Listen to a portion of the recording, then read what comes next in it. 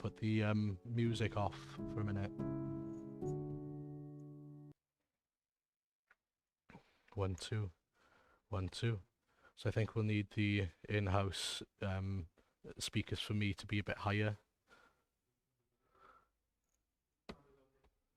That's just the normal one, the not mix A or B, but the normal mixer, yeah. Camera master, and then channel 1, I think it is.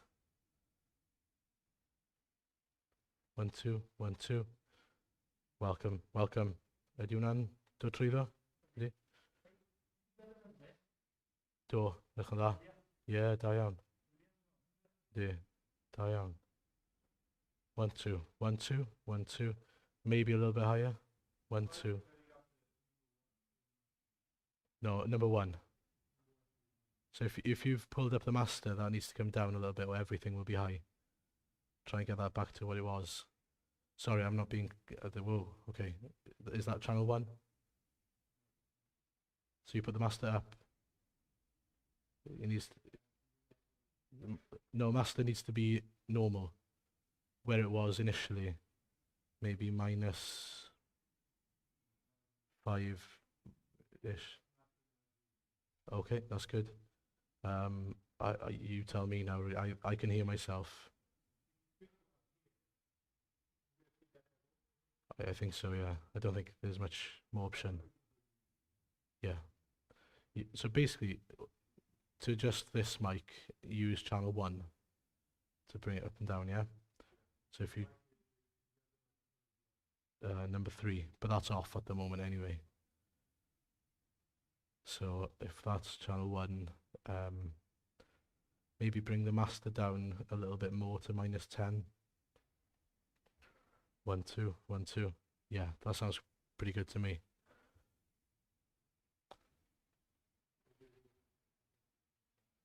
In the stream.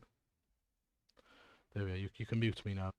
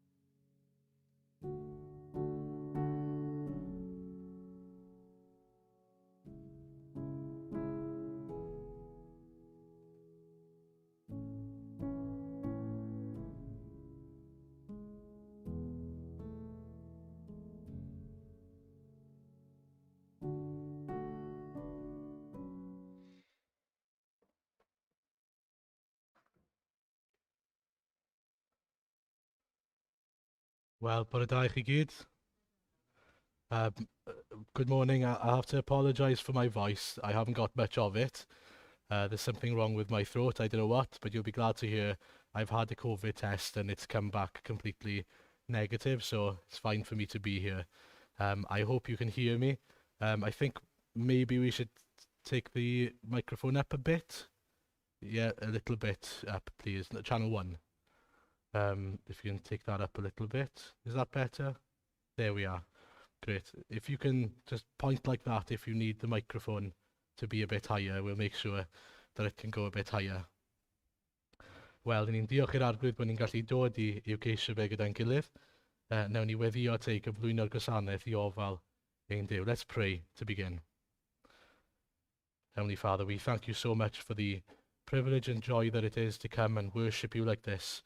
We thank you that you are a living God, a holy God, a God of love and mercy, also of justice and of righteousness. And we come to you today to seek you and to worship you.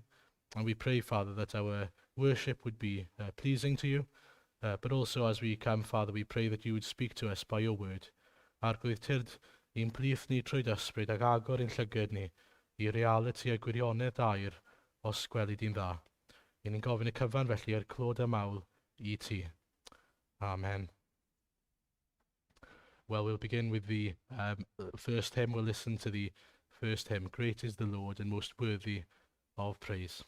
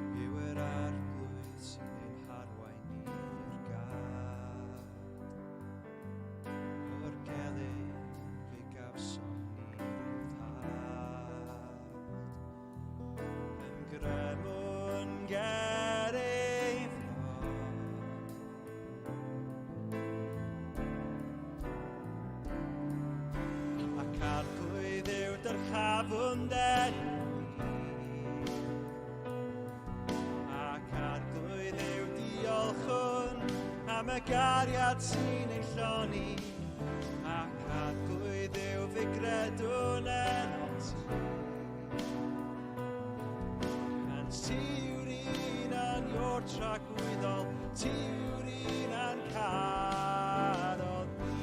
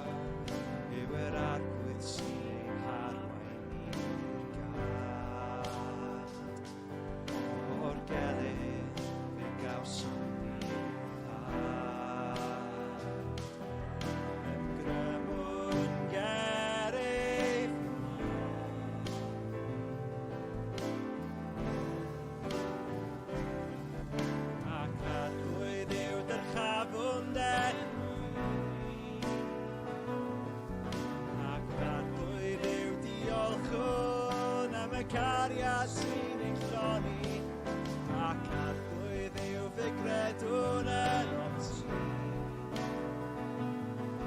Cans ti yw'n Duw a'n your tragwyddol, ti yw'r un a'n carodd ac arglwydd yw dy chafwnden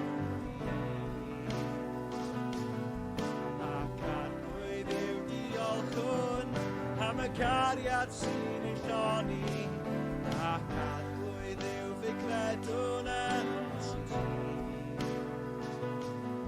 Cans ti yw'n Duw a'n your tragwyddol, ti yw'r un a'n carodd ni.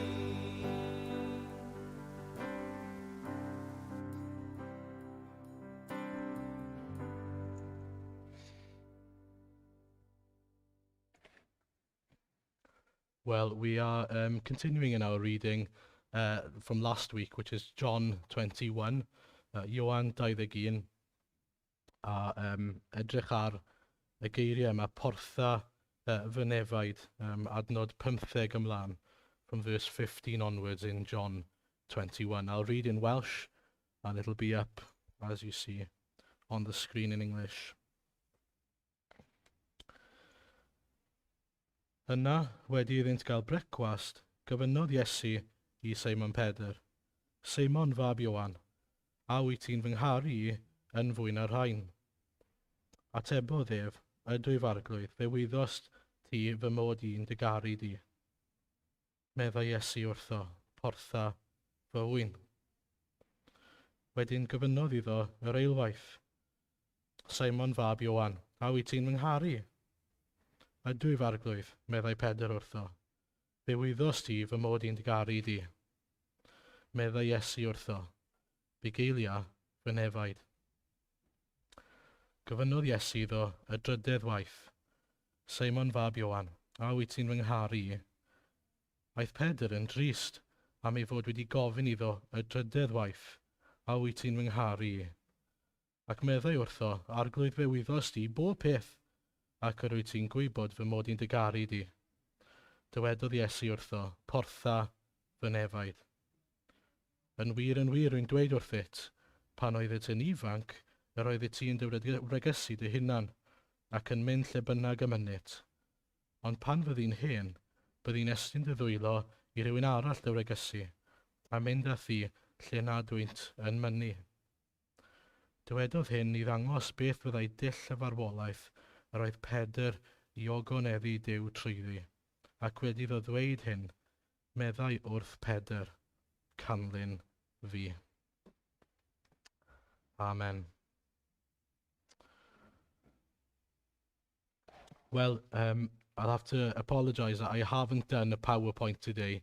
Dwi ddim wedi gwneud PowerPoint ar gyfer heddi, felly byddai'n siarad rhan fwyaf yn Saesneg mwy na thebyg, gyda rhywfaint o Gymraeg i mewn. I'll speak mostly in English with a little bit of Welsh peppered in as well, hopefully. But today then, we're looking at this wonderful passage as the second part then in our two-parter, and asking the second question. I don't know if you remember from last week what the first question was. I was chi'n cofio y cwestiwn o'r wythnos diwetha. And the question was, what do you do when you've done something you said you would never do? It's a bit of a tongue twister. What do you do when you've done something you said you would never do? And the answer then simply was to repent, to turn to the Lord, to recognize your problem, your sin, and to turn to the Lord. Well, today is essentially to follow on from that with the second question. What do you then do when you're confronted by Jesus? Beth ych chi'n neud wedyn pan ych chi'n cael eich wynebu gan yr arglwydd Iesu yn gofyn i chi rhywbeth yn sgil hyn. And so the question that Jesus asks him now is a huge question, isn't it? What a question to be confronted by or with from the Lord himself. Simon, son of John, do you love me more than these? I want you to imagine the Lord Jesus asking you that question today. Imagine if Jesus turned to you and said, Aaron, whatever your name is, do you love me more than these? And obviously the first question then, and I've mentioned this a couple of years ago, but it's important to the passage, you've got to understand what he means by that. What does he mean by more than these? Do you love me more than these? And from where I'm standing, there are three options. He either means, do you love me more than these, you love these disciples? Secondly, do you love me more than these fish you've been fishing again? Or thirdly, do you love me more than these other disciples love me? And it's the third option that I believe is the right option and is the truth. And what Jesus is asking him is, do you love me more than these disciples love me? And why is he asking that question then? Well, I think it's pretty obvious really, isn't it? He wants to find out if Peter has learned his lesson. He wants to find out whether Peter has now changed. Do you remember last week what he said? Even if all these other people deny you, I will never deny you. In other words, he's saying, even if these people don't love you as they ought to, I love you more than them. I love you the most. I value you the most. And now Jesus turns his response in a way around and asks him, do you still believe that you love me more than everyone else loves me? What do you make of this love that you have for me? What a big question. He wants to see whether Peter's heart is still full of pride, whether he still thinks that he's great in and of himself, that he has a great love for Jesus. Does he still believe that he is the best disciple there is to be had? Well, Jesus, by taking him back to that time asking him again, do you love me? He challenges him. Last week we heard of the need for forgiveness, to ask the Lord to forgive and to repent. But to understand the meaning of repentance, it's not just saying sorry about a particular sin. The meaning of repentance is to do a complete U-turn. Is to change your mind completely from going in one direction to completely the other direction. And that's what Peter needs to do. He doesn't need to simply acknowledge one sin in his life. The problem isn't that he denied Christ. That was a symptom of the problem. His problem was the pride in his heart. And so he needed to deal with that ultimately. And we need to see that he's walking in a different path now, a life of obedience and understanding who he is in and of himself. Tybed ydyn ni mor falch fel ein bod ni wedi anghofio pwy ydyn ni ger bron Duw. I wonder that if we can become so prideful that we forget who we are before God. That we are, as believers, just like everyone else, apart from the fact that we've received grace. That's the only difference. We are sinners saved by grace. We have nothing to boast in. We, like Peter, still can be prideful, thinking we know better, can't we? And sometimes we can even be sorry for a sin. We can even repent of a sin and not realize that there's something wrong with our character, that there's a pattern of sin in our lives. We can say sorry for, he could have said, I'm really sorry for denying you. And then he could have said immediately after that, I promise it'll never happen again. Imagine if he did that. Imagine if Peter said that. What would that teach us? Well, it would teach us that he was still the same Peter inside. He hadn't learned his lesson. Had he responded by saying, I'm really sorry about denying you, but I promise you it'll never happen again, because I love you so much, more than anyone else.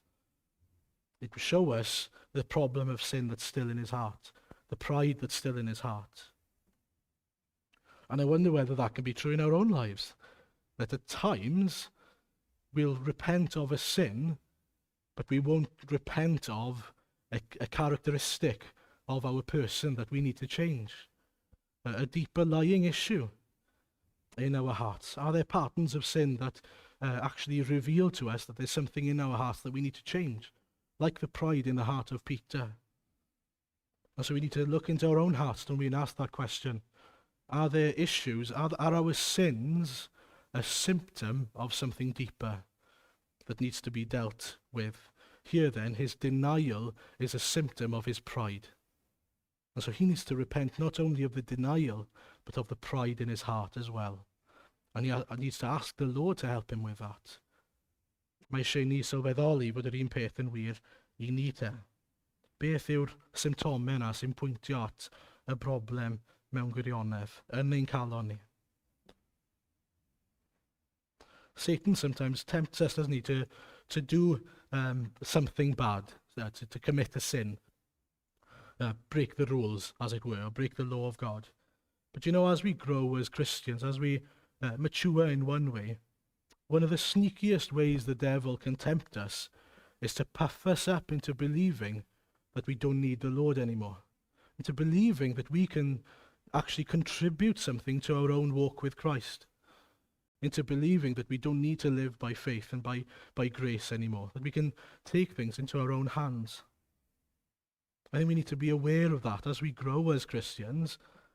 Satan will find very clever ways of tempting us to rely on our own strength, on our own understanding, rather than trusting fully in the Lord. And ultimately, that's what we see with Peter, isn't it? Rather than relying on the Lord and what the Lord told him, you will deny me, he relied on his own understanding, on his own pride. I wonder, do we think that we have something special to offer God? Are we something special before him? And I wonder what the attitude of our hearts are when we think of our condition before God now. Are we probably one of the best Christians we know? Do we think of ourselves like that? I'm not that bad, I'm pretty good. Or do you see your weaknesses? Do you see and acknowledge the problems in your own heart before the Lord? admitting them and asking him to deal with your heart. You know, one thing you can say about Peter is that he knew his own heart. Paul, is that he knew his own heart. He says, Christ Jesus came into this world to save sinners. And he didn't say, of whom I am the best, or one of the best, and I'm not bad. No, he said, of whom I am the worst. And the reason he can say that he is the worst of sinners is because he knows the sins of his own heart. Because if he was to be aware of his own inward sin, he'd be disgusted by it. It's true of us, isn't it? We often do look at the sins of other people and want to cast aspersions on them rather than look at our own hearts, because it's easier. It's easier than to admit, my heart is full of sin. And then we've got to ask the question, well, to what degree do we value others above ourselves? It's another problem Peter had. He didn't value his brothers and sisters, the other disciples, above himself at all. His pride led him to genuinely believe that he was better than them. Do we think like that? We see what that kind of thinking and that attitude can bring about. Think of Philippians 2, the humility of Jesus Christ, valuing others above ourselves. Just so often we can read that and we just so amazed by the humility of Jesus Christ, that we forget that passage in Philippians 2 is an instruction for us to do exactly the same thing. To look at other people and see, wow, what a great work God has done in them. They are so valuable to Christ that he died for them. And so let's consider the change in Peter. How do we know that there's a change in his heart? Well, it's in his response. You can look in your Bibles and you'll see that he says, yes, Lord, you know that I love you. And that's not really clear in the translation, and that's a bit of a problem, because the translation should be maybe more something like, indeed, Lord, you know that I have a deep affection for you. And so there's a reason, because even the answer for the word yes is different in the Greek. He's not saying, yes, I love you more than everyone else does here. He's not saying that he loves Jesus more than the other disciples does. He's simply saying, indeed, I do love you. But even the word for love is different to the word Jesus asks him if he loves him. So I'll use the Greek so you understand. Jesus asks him, do you have an agape for me? Or an agape, some people say. Do you have a sacrificial, all-consuming love for me? That's what Jesus asked Simon Peter. And he responds by saying, indeed, I have a phileo for you. Indeed, I have a brotherly affection for you. You see what it does there? He admits that he doesn't have the same all-consuming sacrificial love for Jesus that Jesus has for him. Something has changed in his heart. He now realizes who he is before the Lord. He realizes, I could never love Jesus the way he loves me. He now realizes, I don't love him the way I should love him. I don't love him more than anyone else loves him. And so Jesus asks again if he agapes him. And he's given another opportunity then. Does he have this deep, deep sacrificial love? And again, Peter says that he has a phileo for him. A deep affection for him. It's a little bit like if I turned to you and said, I love you. And you turned around and said, and I care about you very deeply as well. Well, that can be seen as an insult, can't it? If someone says, I love you, and they respond by saying, and I care much about you as well. But here, it's the perfect response. It shows that Peter has changed. It shows that he doesn't claim for something to be true that isn't true in his heart. And it's interesting, the third time then, Jesus asks, do you love me? By asking, do you phileo me? Do you even have an affection for me? Do you even have this brotherly love for me? And Peter is now sad because of that. He's sad because he's even been asked, do you truly even care for me? He's realizing, he's being shown, he's being confronted with the lacking in his own heart, the lacking in his love for Christ. And Peter responds, I believe, humbly by saying, Lord, you know all things. You know that I love you. And so he's been completely broken down, hasn't he? He's been completely broken down and confronted by the Lord in such a way that he's now left, right at rock bottom, as it were, having to admit before your Lord and Saviour, I don't love you the way you love me. I don't love you the way I ought to. I don't love you the way I once claimed I did. And one theologian said, until we come to the same place as Peter, we are useless to the Lord. I wonder if the Lord has brought you down to that point where you realize, I've got nothing to offer the Lord in and of myself. I've got nothing. We come empty-handed to the Lord, and he gives us all the treasures of heaven, and we receive it all. But apart from that, we've got nothing. We've got to come like that. Nothing in my hand I bring, simply to the cross I cling. Until we realize that in our own power, we can't even love Jesus as we ought to. We can't be used by him. And so Peter isn't comparing himself to anyone else by now. He doesn't think of himself as the best Christian of the bunch. He's simply aware of his own weaknesses. And he does truly love the Lord, it's clear. But he realizes that love is not the love that it ought to be, and not the love that Christ has shown him. And just when things seem to get really depressing in every single part of the passage, where you see him being knocked down in a way and chipped down at, how does Jesus respond? Well, he says these wonderful words, doesn't he? Feed my sheep. Isn't that amazing? Just when Peter realizes he's got nothing to offer, Jesus gives him this immense responsibility of being the rock that he will build his church upon. Isn't that incredible? Just at the point where he realizes how empty, how lacking he is in and of himself, Christ says, build my church, feed my sheep, lead my people.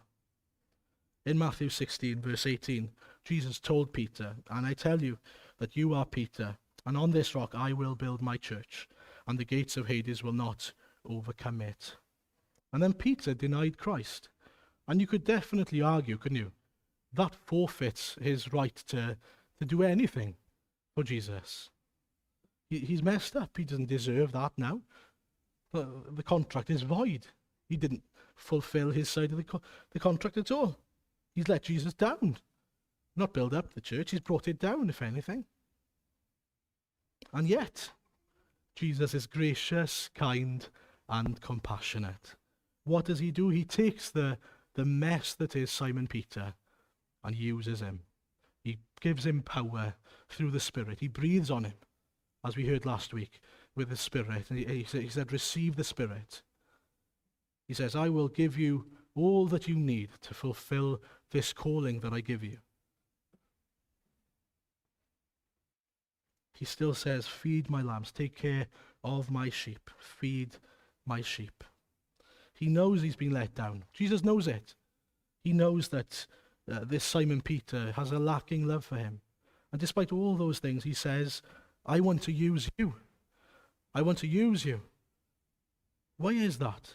I think it's because Simon Peter's finally realized that he has nothing to offer Christ, and so now he will truly cling on to the Spirit. He'll truly cling on to God, who will empower him to do everything that he's called to do. And that's the point, isn't it? We need to empty ourselves of all the sinful pride in our hearts and this attitude of, oh yeah, I've got something to offer God. And only then, when we've emptied ourselves of all those things, that he can fill us with his Spirit in order to empower us to do the things that he's called us to do. I heard this quote as I was preparing. Broken people make the best leaders. Broken people make the best leaders. And the reality is that we're all broken.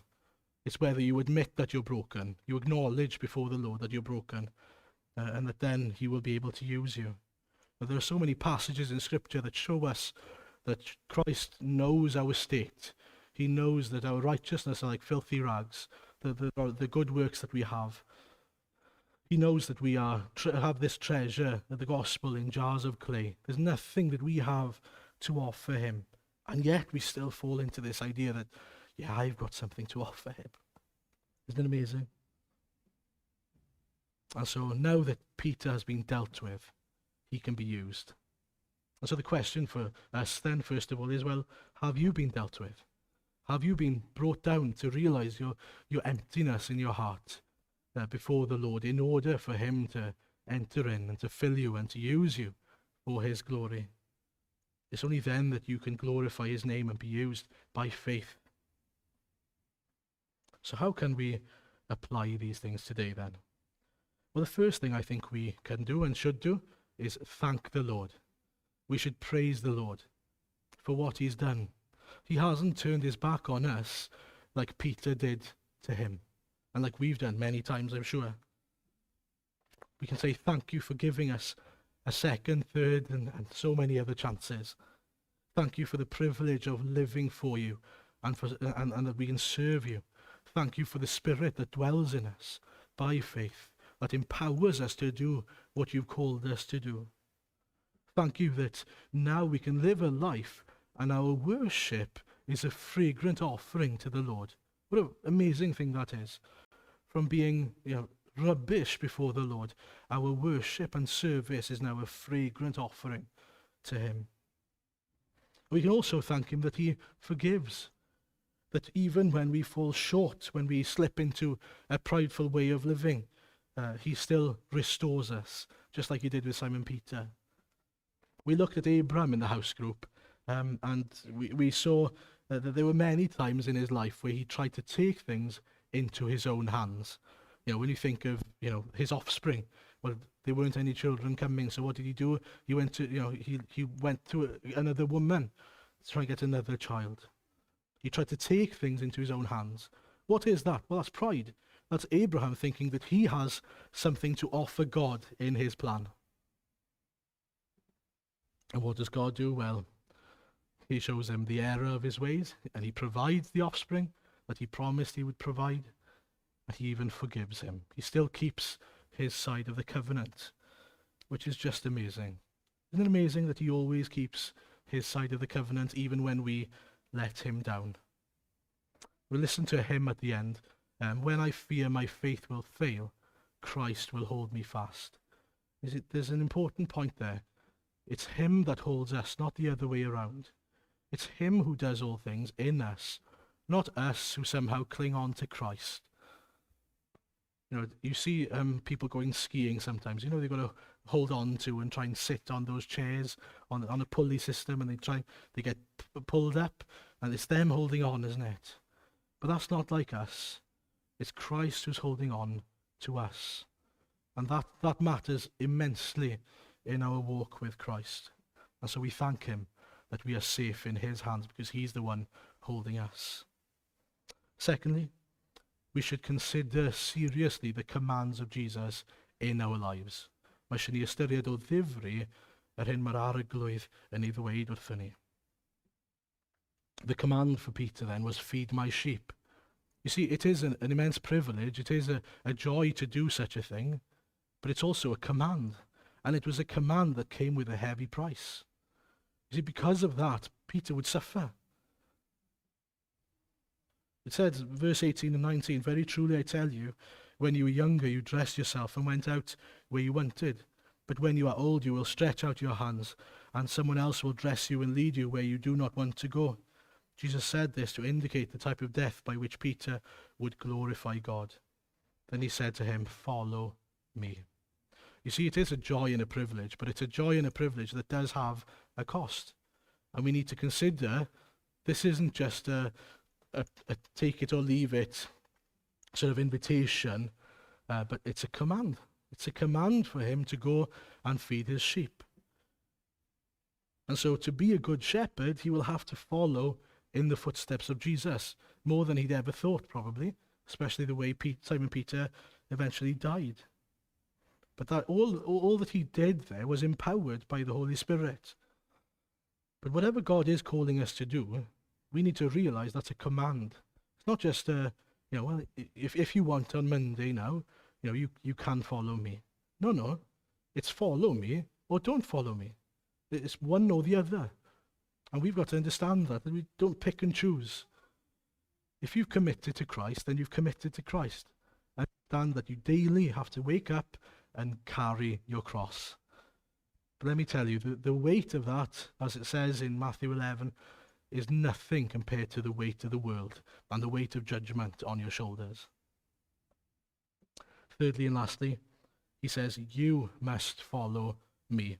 If you turn in your Bibles to verses 20 and 21, we didn't read them, but Peter's reaction is typical here, isn't it? It's typical Peter. We see something of the old Peter here. He says, what about John? Is he going to suffer like this? What about him?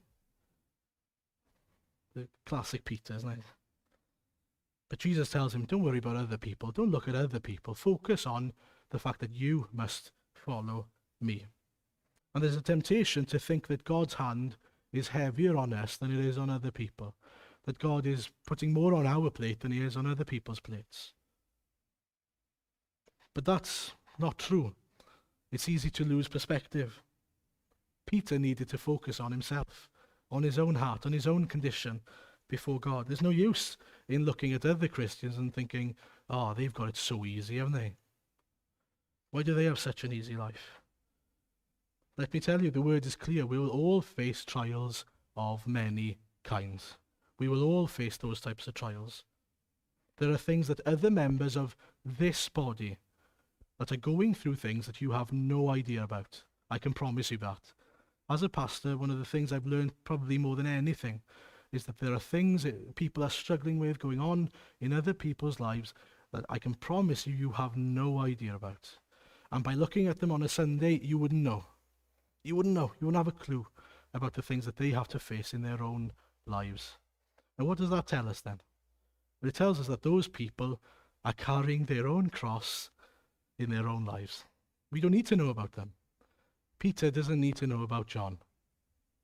All he needs to know is that God will carry him, that God will keep him, that God will sustain him whatever happens. That's all he needs to care about, carrying his cross, but knowing also that the Lord is carrying him. And so we can pray, Lord, use me despite or even because of my weaknesses, so that people will see that it's you at work in me and will glorify you rather than me. That's what Paul says in 2 Corinthians 12, isn't it? My grace is sufficient for you, for my power is made perfect in weakness. Therefore I will boast all the more gladly about my weaknesses, so that Christ's power may rest on me. We want Jesus to shine through us, because we've got nothing to offer the world. Christ has everything to offer the world. And that's why, as we look at the life of Peter after this point, he can be bold, he can be confident, he can do amazing things. Think about the life of Simon Peter from this point on. I mean, the most staggering we'll see in the next few weeks is the fact that he, in one sermon, sees at least 3,000 men, not to mention women and children, coming to know Jesus Christ and to give their life to him. This man, this weak man. Isn't that amazing? Why? Because he's boasted in his weakness here, so that Christ's power may rest on him. And I wonder, will we take the same attitude then? Admitting our weakness and asking the Lord, fill me, empower me, use me. Let me be a jar of clay, full of cracks, full of blemishes, weak as I am.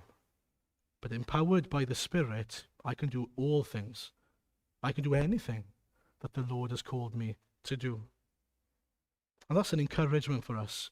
When we think of all our guilt and shame and the pride and selfishness of our hearts, we can often say to ourselves, and Satan says it to us as well, I'm just rubbish. I'm trash.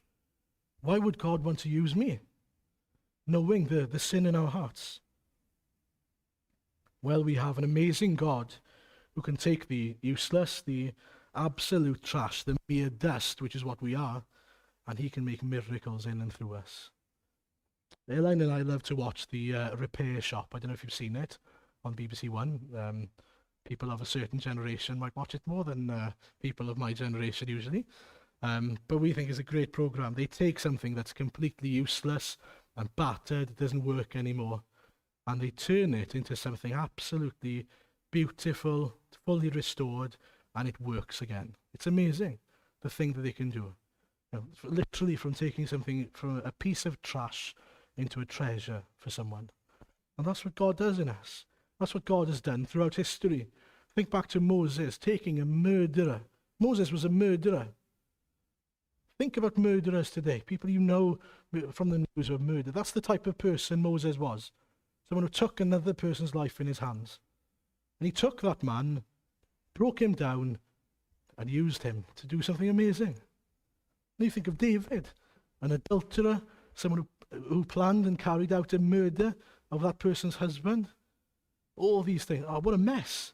He took that man, that trash, and used him to do amazing things. And he became a treasure in the Lord's sight because of what Christ did in his life. The same with Peter then. He went from being a denier and this prideful person to being the rock of the church. Think of Paul, a persecutor, someone who was completely against Christ, to being one of the biggest advocates for Christ in history. That's what God can do. Do we believe it? Do we seek him? Do we trust in him to do it today? Whatever you've done, you are not beyond the grace and power of the Lord Jesus. It's not about what you've done. It's not about what you've got to offer him. It's about what he desires to do in and through us. And so ask the question, what do you want me to do, Lord? What are you calling me to do? What are the commands for me in my life? Well, we know the general commands. We know the commands that apply to all of us, which include to make disciples of the whole world. But at the same time, ask the question, well, what are you calling me to do? How can I live my life for you where I am today? And then ask the question, well, fill me. Ask the Lord to fill you, to empower you, and to use you, despite your broken nature, to show that the surpassing power belongs to God and not to us. For his glory. Amen. Well, we're going to pray together now, so we'll turn to the Lord in prayer. Nawn ni weddio.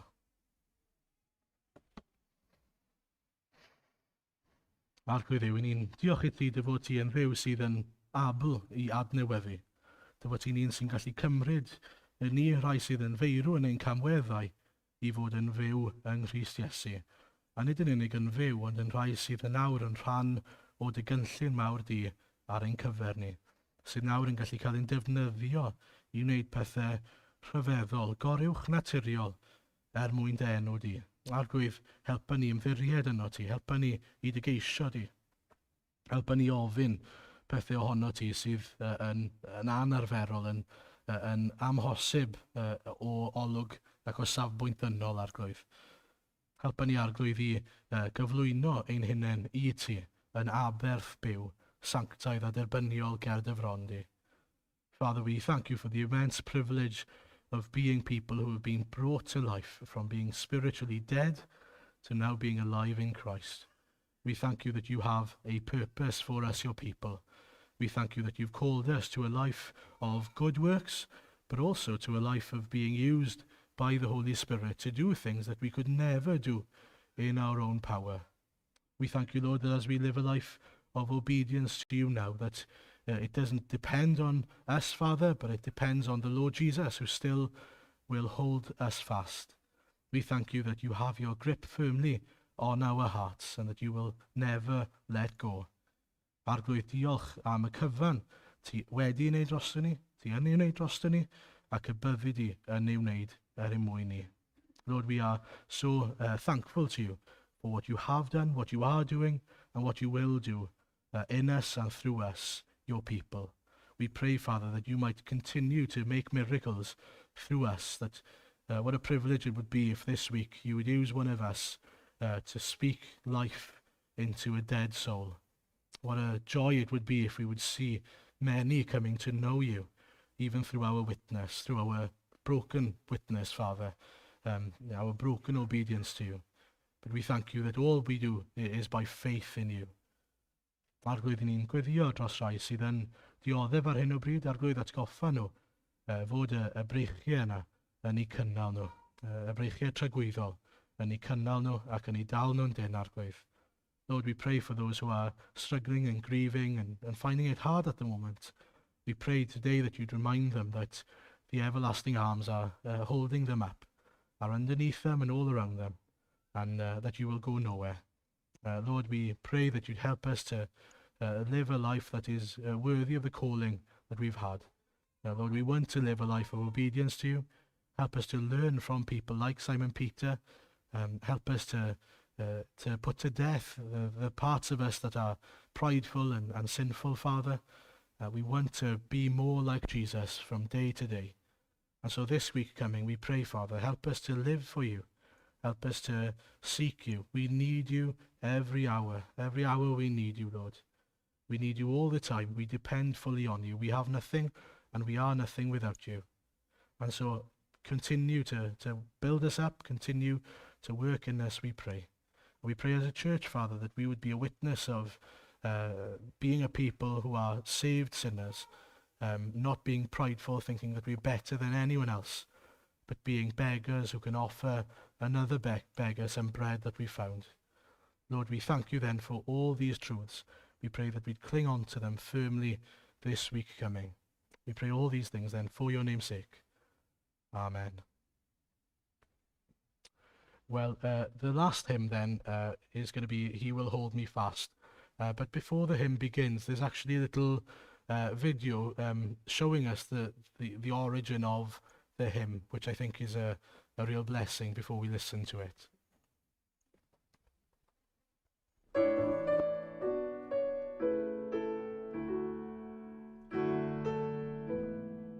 He Will Hold Me Fast is a song, most of the words were written about 100 years ago by a prolific hymn writer named Ydych. I encountered the song in a period for me of actually struggling with a fair amount of doubt and questions. I've seen a few people that I've loved deeply and known closely who have actually turned their backs on Christ. I was in a season like that actually around the time of T4G 2012. John Piper preached on the doxology there at the end of Jude. Now to him who is able to keep you from stumbling. Jude says that we are to keep ourselves in the love of God, but Piper so powerfully preached that even as we hold on to God, it is God who by his sovereign grace is holding even more firmly onto us. So Jesus reminds us in John's gospel that all who come to him will never be turned away, and no one can snatch us out of his hand. It was around that time that I encountered the words of that old hymn, He Will Hold Me Fast. I didn't hear it being sung to its old traditional tune, so I sat down at the piano. I just thought, this is a song that I need to be singing. There's a place in the Christian life for running to the Lord and saying, I believe, help my unbelief. I praise God if that song has been able to encourage anyone else out there who is seeking to trust that Christ will indeed hold you to the end. He will.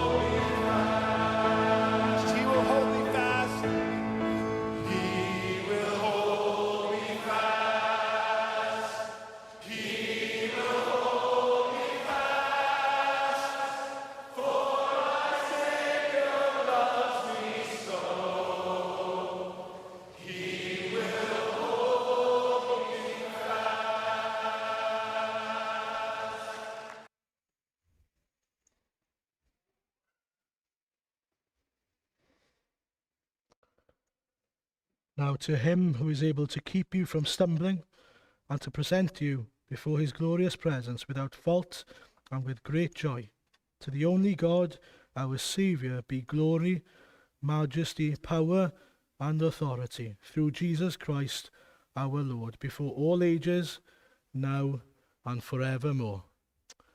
Amen.